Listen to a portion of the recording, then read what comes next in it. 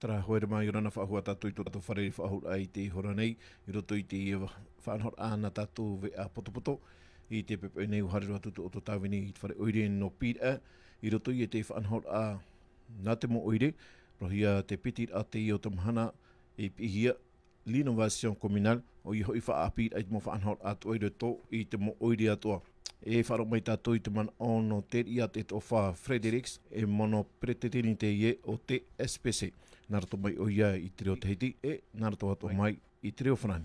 Te whārhei o tāmato i whiruri mai no tēnei mhana, o te imi ai e te mō rāo e atoa, i a whanau atoa te mō oire. Tō tātou mō oire porini tia wharani atoa, i te mō tauiwit a, e tupura i roto i te i tau, roto i te auna ia.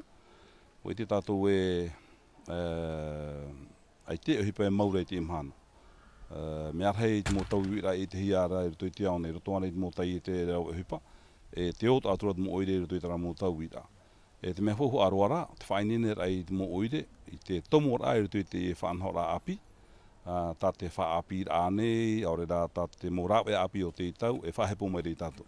Te uira arhei hoa, nā whea tā mai te rai i te mō oire, no te pahono rai ti ai rau tōna huit atira. I te tātou e harini hoi te rawe a whohu no te mea ai te rawe a tā te oire, ai te pēra e whohu a tā te oire, no te opua ona, e rawe te tei mō whaanhara a hau e atu, no ka tauiwi rā te hepe tupura e te oire. Te whohu ārhei e tā te oire mōre te imhana, o tāna ia whia rau hipa. Ho e rau hipa whaine ne mai te hia, ho e rau hipa e iti ona i tāna tuhu ai rato i te whaanhara a te oire, e woiti ona e hata wha e opua hia re te oire no te mai te o te huira atira, ti o te mai te eirei. Nā whai parau me tara hoa tatai parau rā, mai te mehina aro te oire i te mhana e ape i te tere rao te tau. Ti tahuia i whiruri rā api, ti tahuia i arawihi api, i te api. I te mhana, me arhei te whai api, parau tātou e wanawai te arawihi, wanawai te ite. O rātou te nenhe, ananhai e riro mai. Ho e aratai anei, e ara te mō turupapu, no te tauturu ai te oire i te nura. No te me titahui i anu, titahui a ieine, no te mai te hoa te huira atira. Aita tātou e reira, no te mea tamo oire i te whenua wharani, ua wō ana rātou i te tauira, tauira au te whiruri rā, tauira au te wānhaora. Ua anhia rātou e hare mai, no te ora ara mai tā rātou huruhi ora, aore rā, me nā whea te mō tauira ki te pura e te oire, mō oire no wharani. He hata i ora, te whiruri a te reo hia mai rātou, o te tauturu i te apo rā oire, te mai ti rai tara awe ia. Me tātai pora rau e nei, me te mea e uhara mai rātou, ai te tātou e whaahepohia, e rawe noa, i tō rātou mō mana, e tā rātou e ora ara io. Ti tauhia tātou e maramara te huru tere rātou te hepa e tupura io, te mea whauwha aroa, te iti tō ara tātou, e nā whea tātou. I ni hoi tara mō opere rā mana, no rāpai mai, nā whea tātou i te whātua ati rai, tau o mō parau e ruto i tō tātou mō oire. O te mea hoi oire e nui mua, pro tātou hoi oire te i hau te ahuruma te heiti, ruto i te whaohi parai te mō rāo, e uiti tōna i te mō whiwhi.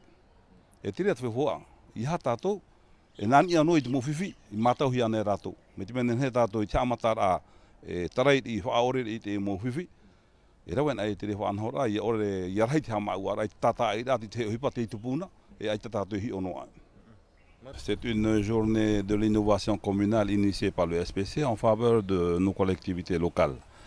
L'objectif est de permettre à nos communes de disposer des outils à leur portée, à portée de main, des outils qui ne coûtent pas cher à la collectivité, en investissement ou en fonctionnement, et qui vont permettre à l'administration communale d'apporter de l'innovation, d'apporter du renouveau, peut-être dans le management du personnel communal, mais le vivier est là. Mais quel outil par exemple?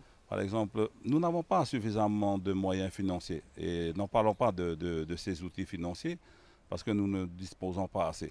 Par contre, le personnel communal, la ressource humaine est là.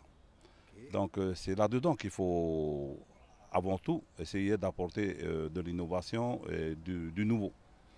Donc, peut-être en favorisant le télétravail entre les communes chefs-lieux et communes associées, ou permettre à ceux de Teli de pouvoir travailler en relation directe avec les communes éloignées.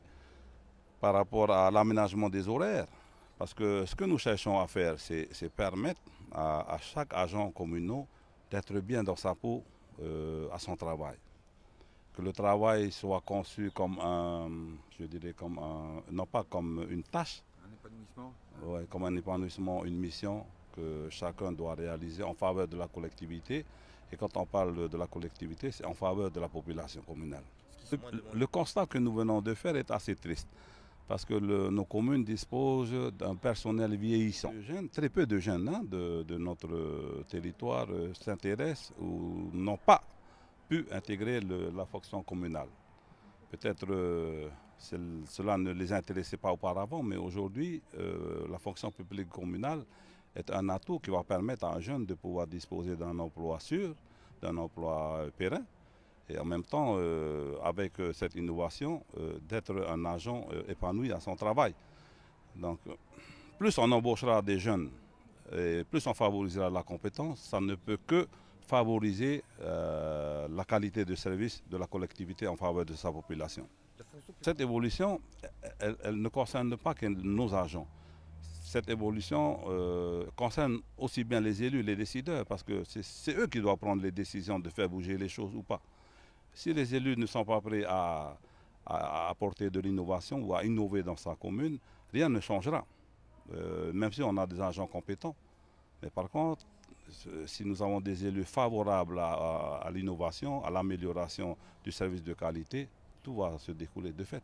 Tara ia hoere mā te tei mo prau putoputono na tātou no te i hora nei, ia mai te ero tātou, ui te tātou ara o te mana.